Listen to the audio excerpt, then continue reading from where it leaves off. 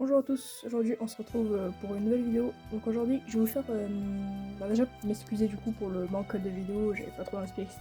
Et là en ce moment je suis chez ma mère donc je peux pas trop faire de vidéos sur la tranchée. Mais là du coup aujourd'hui on va parler, comme vous le voyez là, de nourriture, donc principalement de rations.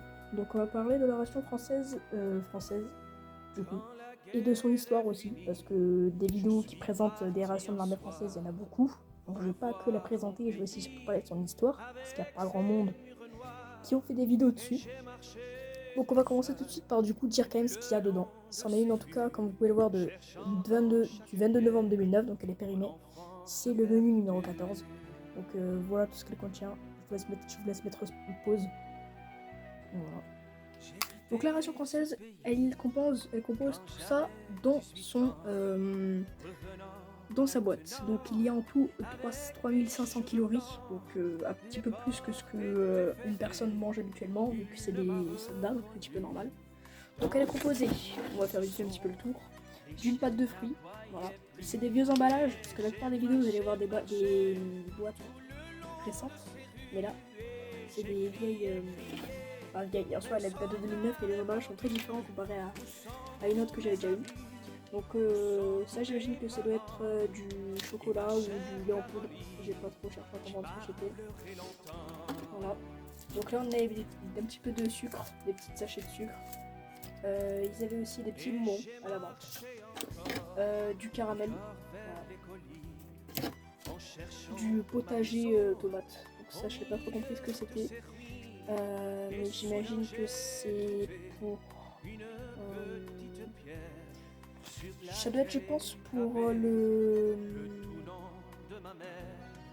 peut-être pour rendre l'eau potable, je ne sais pas trop. Du café, du finisé, donc il y en a pas mal, voilà. 3 sachets en tout. Du lait écrémé en poudre. Du coup, eating kit, donc c'est un kit pour permettre de faire réchauffer sa nourriture. Donc je l'ai pas ouvert, mais si vous voulez que je vous l'ouvre, vous me le direz. Une petite boîte de Mont Blanc, voilà. Une boîte d'escabeche. Ensuite, au niveau des repas principaux, on a du bocage, voilà. Donc c'est des boîtes en aluminium fait pour du coup être réchauffées et durer longtemps. Ils avaient aussi des Hollywood, ce qui m'étonne quand même pas mal. C'est quand même dingue qu'ils aient des Hollywood à l'armée, je m'attendais pas. Je savais qu'ils avaient des bonnes rations, mais pas à ce point. Du coup, pour le deuxième menu, là c'est du bœuf salade, voilà. Pareil, même boîte, etc. Même style d'ouverture. Ça, c'est les biscuits, voilà. Donc Saint-Georges, biscuits. L'emballage a beaucoup changé depuis le temps. Là, ça c'est des petits trucs, je n'ai pas savoir ce que c'est, mais je crois que c'est du cajou. De la noix de cajou, je crois. Là, on a du chai, du thé vert en gros, d'Orient. Voilà. On a des petits, j'ai pas compris ce que c'était, je pense que c'est des petits bonbons ou des blocs de sucre, je pense. Et puis voilà, du coup, tout ce qui compose une ration militaire avec aussi, on n'oublie pas, le mouchoir, du coup, pour aller au besoin après avoir mangé tout ça. Donc voilà, ça compose quand même pas mal de choses. Et maintenant, du coup, on va passer au côté historique de cette boîte. La ration militaire de l'armée française. Les premiers prototypes de ration française ont été inventés en 1810 par l'armée napoléonienne. Elles ressemblaient à des boîtes de conserve avec de la nourriture à l'intérieur, permettant aux soldats de se nourrir durant les combats ou pendant les marches. Car oui, l'armée napoléonienne marchait énormément durant ces grandes campagnes. Napoléon disait même qu'une armée marche à son estomac. Durant la Première Guerre mondiale, les soldats mangeaient des légumes ou de la viande de singe pour des grandes occasions. Ce n'était pas réellement de la viande de singe, mais les soldats l'appelaient comme ça dû à son aspect très tendre et à sa viande fraîche et parfois même congelée. En 1917, pour les unités de commandement, il existait 2 types de rations, la ration forte et la ration normale.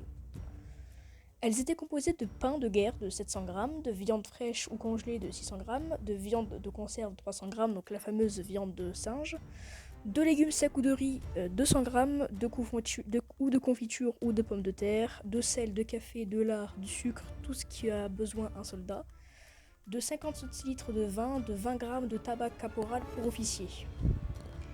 Les réelles rations ont été inventées en 1946, inspirées des rations américaines, les rations K. Elles proposaient de meilleures calories, 3 menus et de la viande de porc en boîte. Elle s'adaptera au fil des évolutions en 1951 et 1966. Les rations de nos jours ont été inventées en 1986. Elles étaient très utiles durant l'Afghanistan dû à son utilité en tant que troc. Exemple, on pouvait échanger une ration française contre 5 rations américaines, ce qui était quand même énorme pour l'époque. Voilà, vous avez un petit peu tout appris pour la ration française de l'époque. J'espère que cette vidéo vous aura plu.